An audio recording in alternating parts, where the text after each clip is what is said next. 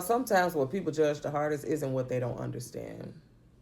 It's what they recognize, but they refuse to admit it.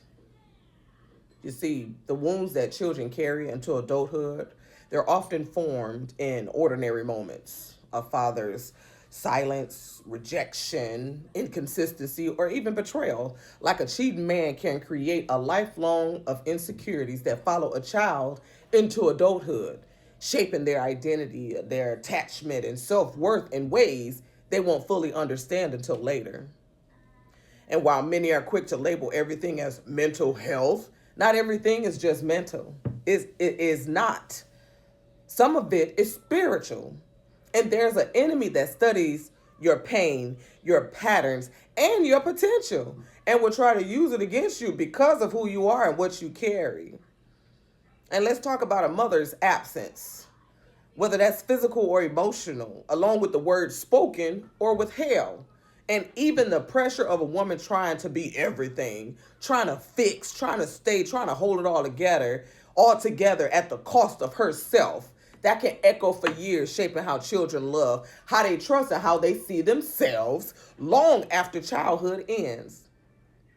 Because, some wounds, they don't just live in memory, they attach to our identity.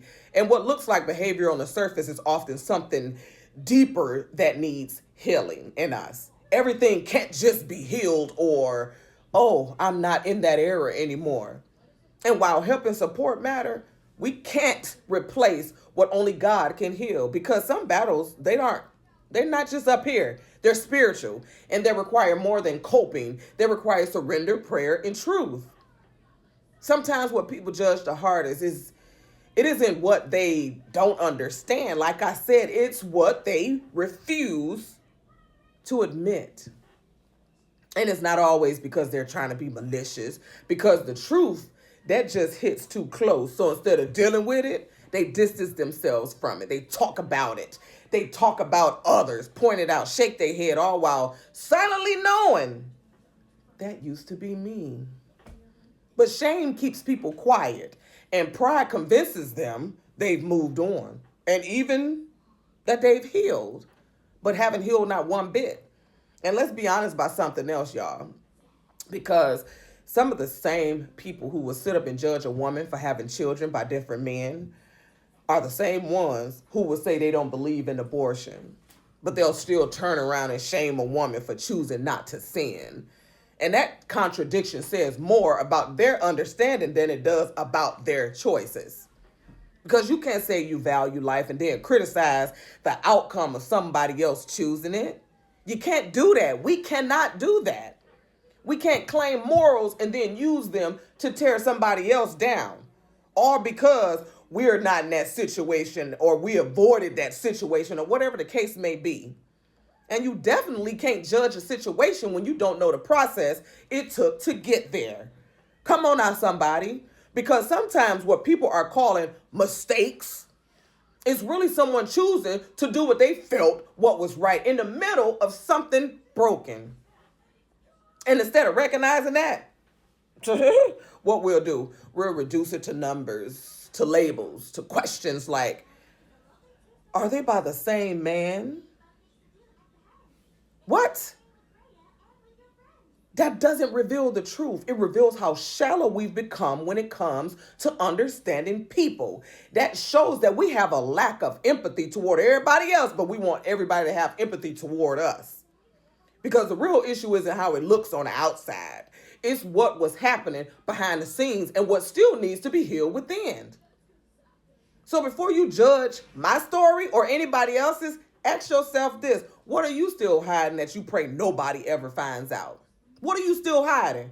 Because some of you, you've mastered looking okay. You know how to show up, how to smile, how to function, but inside you're exhausted. And you're carrying things you don't even talk about, because slowing down would mean finally feeling it. That's how I used to be too. And maybe you've asked it before. God, where are you? God, where were you? Why would you allow this? Do you even hear me? I asked myself that before. Well, not myself, but I asked those questions. And if you ever thought that, understand this. What I'm about to share didn't come from comfort. It came from straight pain. Because everything I went through pushed me to tell the truth. I thought I was about to give up, but God said, nope, no, you're not, LaWanda. And now what I survived, it's not just for me anymore. It's not about me at all. It's meant to help somebody else because God uses people to reach people. Come on now, y'all. And for me, that truth came out in what I wrote. So let me say this clearly. I'm gonna try my best to say this as clearly as possible. These books aren't not meant for children. They're not surface level inspiration. These are for the ones who feel like God isn't listening, the ones asking why, the ones trying to make sense of pain that they never asked for. And yes, there's a disclaimer. There is a disclaimer. These books may, and let me change that may to they will trigger emotions you've been trying to avoid because I didn't hold back. This is real pain, real truth, not polished for approval, but honest. The kind of truth most people would never reveal about themselves. Because avoidance, that isn't healing, y'all, it's delay. And what you don't confront will show up in how you think, how you love, and how you live. So if you choose to read them, make sure you read them in order. Read them with an open mind because there is a difference. The first 3 books, I said this before, but I'm going to say it again. That was me still trying to survive, still trying to fix things on my own, still carrying what I wasn't meant to carry. And in those pages, you'll see how brokenness continues when it goes unaddressed, how pain repeats itself, not always in the same form, but in the same patterns until something else changes or until something changes. But the last one, healed by his hands, that's where the shift happens. Because God heard my cry and I finally let go. I finally let go. He said, cast all your care upon him for he careth for you. And I did. God had been reaching for me all along, y'all. But I was still trying to do it in my own way. Trying to fix people, trying to control outcomes and hold everything together until I fully surrendered to him. We quick to say, oh, free will. But then we wonder why. Oh, God hasn't heard. He didn't hear me. That's because we don't trust him enough.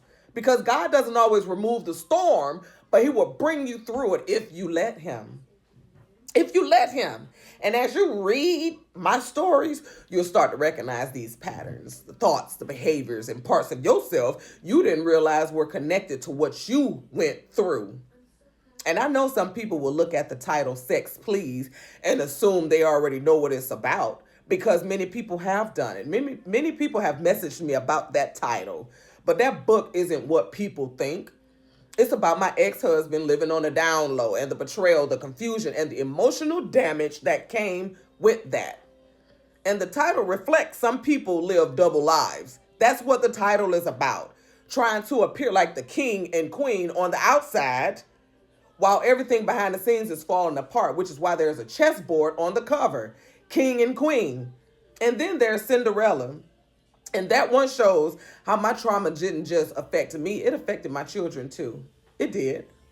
I was completely honest in there, y'all. They're very raw. It shows how step parents can negatively influence a child, how absence from a mother could leave a mark or father, how I tried to come back and be both their friend and their mother, trying to make up for lost time, but instead of healing it, I held too tight and I smothered them. But the truth was still revealed in their actions as well. Because when you're trying to fix something out of guilt, you don't always realize you hurting it in a different way. The truth. And separation doesn't just create distance. It creates wounds. And those wounds show up later in behavior, in relationships, and in how people respond to you, how your children respond to you. And what hurt the most was seeing those patterns come back full circle around, because what isn't healed repeats until something breaks it. And for me, that something was God. It wasn't me, it was God, because I tried everything else. I drank every day trying to numb the pain, sometimes until I passed out. I smoked 2 or 3 packs of cigarettes a day, and after I retired from the military, I turned to marijuana too. Not because I didn't care, but because I didn't know how to face what was inside of me. I kept trying to hide it. No, I'm not going to this. Oh no, I'm not crazy. Oh no, I'm not this. I'm not that. I went to therapy. I was on medication. I tried to do it the right way. But nothing reached the root because some wounds only God can reach. Come on now, y'all. And the panic attacks, the lonely nights, the feeling of being alone in a full house, it didn't stop. It did not stop because pain doesn't leave just because people are around. It does not. But when I finally trusted God, not just said it, but fully trusted him, that's when everything changed. I learned that a feeling is just a feeling. It can feel real, but it doesn't always tell the truth. And it only has authority if you give it that. So when I share this, it's not to relive pain. It's to reach you. It's to reach you. Somebody out there. The one who looks strong but is breaking. The one who says, I'm good, but knows they know they're not. The one who keeps going but is tired. Because that was me. That was me. And I'm not coming at someone who has it all together. Lord knows I'm not. I'm just a nobody trying to tell everybody about somebody who can change anybody. You don't need another distraction. You don't need something to numb what you're going through. You need the truth. You need the truth. Because what you keep avoiding is what's still controlling you. Same pain, different people. Same patterns, different situations. Because God isn't ignoring you. He's waiting on you. On you. And nothing changed until I gave it to God. Fully. Fully. Because healing doesn't start when the pain disappears. It stops when you stop hiding it. So if you're tired of feeling the same pain in different situations, maybe it's time to stop running and finally bring it to God. Or are you going to keep running from the very thing God is trying to heal and then complaining that he's not there?